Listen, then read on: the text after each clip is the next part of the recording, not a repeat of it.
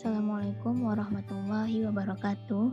Halo semuanya, perkenalkan saya Adinda Gusti Rahmadani dengan NIM 2002114113. Video ini saya buat sehubung dengan memenuhi tugas akhir semester dalam mata kuliah Literasi Digital dengan dosen pengampu Ibu Pipin Kurnia, SE MAK AKCA. Kelas Literasi Digital G. Adapun tugas yang diberikan ialah survei terkait dampak pembelajaran secara daring terhadap pemahaman materi perkuliahan dalam masa pandemi COVID-19. Selanjutnya ini adalah beberapa pengantar mengenai survei yang saya lakukan. Kegiatan survei ini dilaksanakan sehubung dengan memenuhi tugas mata kuliah Literasi Digital.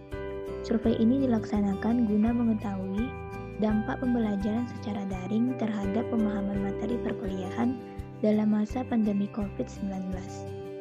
Survei ini menggunakan fasilitas Google Form untuk mengumpulkan sampel yang diberikan dalam bentuk kuesioner dan termuat 11 buah pertanyaan. Survei ini dimulai dari tanggal 9 Mei 2021 dan sampai dengan tanggal 11 Mei 2021 sudah terkumpul 55 orang responden. Berikut ini ke-11 pertanyaan yang diajukan dalam kuesioner beserta hasilnya. Pertanyaan pertama yaitu, seberapa menarik pembelajaran daring bagi kamu? Jawaban pertanyaan pertama yaitu, seperti yang tertera dalam diagram di atas. Jadi, responden lebih banyak memilih tingkat ketertarikan pada level 3 atau menengah. Pertanyaan yang kedua, apakah kamu suka dengan pembelajaran secara daring? Hasil dari pertanyaan kedua, seperti yang digambarkan dalam diagram lingkaran di atas, jadi dari seluruh responden cenderung memilih netral ketika ditanya menyukai pembelajaran daring atau tidak. Karena suka atau tidak, pembelajaran daring merupakan satu-satunya cara yang bisa dilakukan dalam kondisi COVID seperti ini. Pertanyaan yang ketiga, terlepas dari masa pandemi, mana yang kamu inginkan? Pembelajaran daring atau pembelajaran tatap muka? Hasil dari pertanyaan ketiga, seperti yang tertera dalam diagram batang samping ini, jadi tentunya semua orang menginginkan keadaan yang normal dan salah satunya dalam hal pembelajaran. Jelas dan mutlak bahwa responden menginginkan pembelajaran tatap muka bila mana masa pandemi ini telah usai. Pertanyaan keempat, apakah kamu setuju jika pembelajaran daring disebut sebagai solusi yang tepat di masa pandemi sekarang ini? Hasil pertanyaan keempat, seperti yang tertera dalam diagram lingkaran di atas, jelas 93% responden setuju jika pembelajaran daring merupakan solusi terbaik di masa pandemi ini, walaupun dengan segala kemudahannya dan kekurangannya. Selanjutnya, pertanyaan kelima. Apakah menurut kamu pembelajaran daring ini sudah efisien? Hasil dari pertanyaan kelima seperti yang tergambarkan oleh diagram di atas. Jadi, dengan data yang saya kumpulkan ini, responden lebih banyak memilih tingkat keefisienan pada level 3 atau sedang. Dan ini dikatakan belum mencapai tingkat efisien yang maksimal.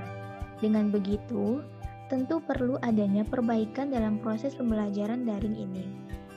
Selanjutnya, pertanyaan keenam. Apakah kamu yakin sudah menguasai semua materi yang selama ini diberikan melalui pembelajaran daring?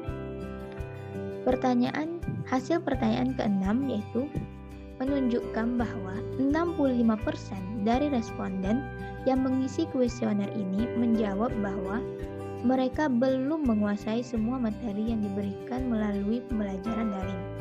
Saya rasa ini sinkron dengan pertanyaan sebelumnya, di mana keefisienan pembelajaran daring masih belum maksimal, khususnya dalam hal segi pemahaman materi.